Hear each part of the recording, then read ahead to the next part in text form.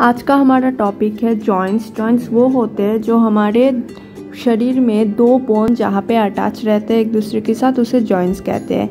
ये मेनली दो तरीके से हम इसका क्लासिफिकेशन कर सकते हैं। एक तो है मूवमेंट के बेसिस में, दूसरा है स्ट्रक्चर के बेसिस पे।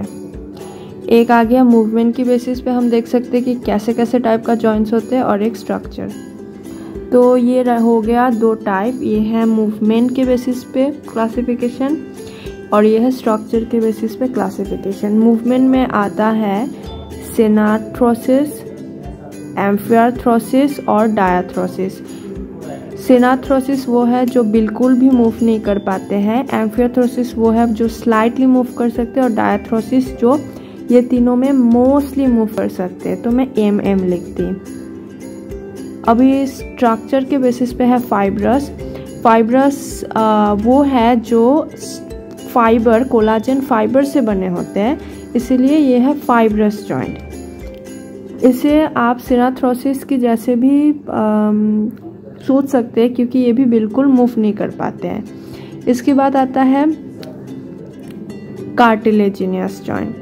कार्टिलेजिनियस जॉइंट वो है जो जब दो बोन कार्टिलेज के थ्रू एक दूसरे के साथ अटैच होकर जॉइंट फॉर्म करते हैं। इसे आप स्लाइटली मूवेबल जॉइंट या एम्फियार्थ्रोसिस की जैसे भी डिनोट कर सकते हैं। अभी साइनोवियल जॉइंट, जब दो बोन के बीच पे साइनोवियल फ्लूइड रहते हैं, वो बहुत ही ज़्यादा फ्लेक्सिबल होते हैं, वो जॉइंट बहुत मूवमेंट्स हो पाते हैं उसमें, तो ये है मोस्ट मूवेबल जॉइंट या डायाथ्रोसिस, ये आप सेम भी कह सकते हैं।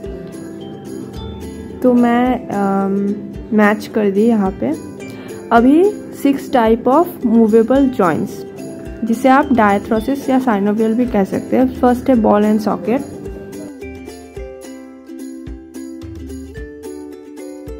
बॉल एंड सॉकेट में एक बोन के जो एंड है वो हमारे घर के सॉकेट जैसे होते हैं, और दूसरे बोन के एंड बॉल जैसे होते हैं। ये मोस्ट मूवमेंट परमिएबल है इसमें, जैसे कि शोल्डर जॉइंट, हिप जॉइंट, ये ऑल डायरेक्शन में मूवमेंट कर सकते हैं। ये बहुत ही ज़्यादा फ्लेक्सिबल एक जॉइंट है। फिर आता है हिंज जॉइंट, जो कि बस आगे और पीछे आ सकते हैं, ऑल डायरेक्शन में मूवमेंट नहीं कर पाते हैं, जैसे elbow joint and knee joint. फिर कॉन्डोइलेट जॉइंट, जो कि हमारे जॉ में होते हैं, हमारे माउथ में, जो जिसका कोई रोटेशन नहीं होता है, बस मूवमेंट होता है। उसके बाद आता है हमारे condyloid joint, pivot joint. Pivot joint जो है इसका भी इसको रोटरी जॉइंट या तो ये जो पाइवट जॉइंट है, इसमें क्या होता है, इसमें एक जॉइंट एक बोन के ऊपर डिपेंड करके दूसरा बोन रोटेट करते हैं। जैसे कि हम यहाँ पे देख सकते हैं कि फर्स्ट एंड सेकेंड वर्टिब्रा जो है, वहाँ पे एक वर्टिब्रा रिंग जैसे होते हैं और दूसरा वर्टिब्रा के ऊपर डिपेंड करके वो रिंग रोटेट करते हैं, इसे कहते हैं पाइवट जॉइंट।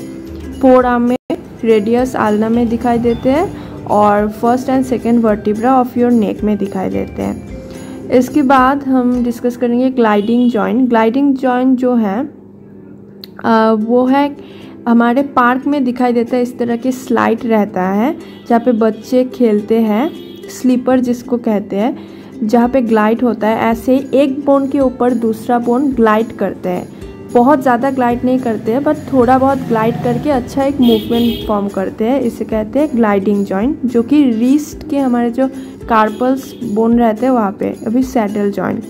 सैडल जॉइंट जो होते हैं वो कॉन्डोइल जॉइंट के जैसे ही होते हैं, बट थोड़ा ज़्यादा फ्लेक्सिबल होते हैं उससे, क्योंकि ये आगे पीछे और साइड टू साइड भी थोड़ा मूवमेंट कर सकते हैं, बट रोटेट नहीं कर सकते, जो कि हमारे थंब में दिखाई देते हैं। तो ये हो गया 6 movable joints.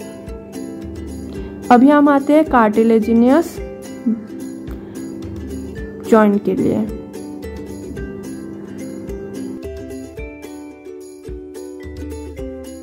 Most important example है हमारे वर्टिब्रा, जो हर वर्टिब्रा के बीच में कार्टिलेज इस तरह से स्लाइटली मूव करके हमें हमारा जो बैक है उसे बेंड करने में इस तरह से हेल्प करते हैं।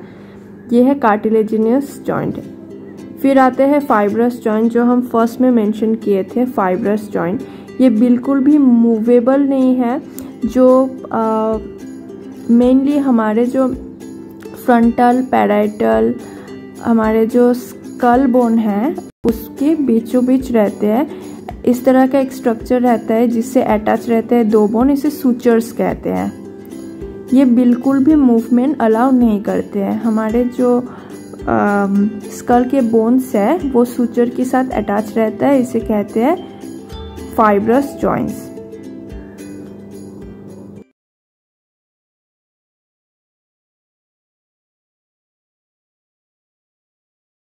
आपको अगर ये वीडियो थोड़ा सा भी हेल्पफुल लगे हो तो लाइक करें और सब्सक्राइब करें मेरे चैनल को फॉर मोर एजुकेशनल वीडियोस, और शेयर करें अपने दोस्तों के साथ।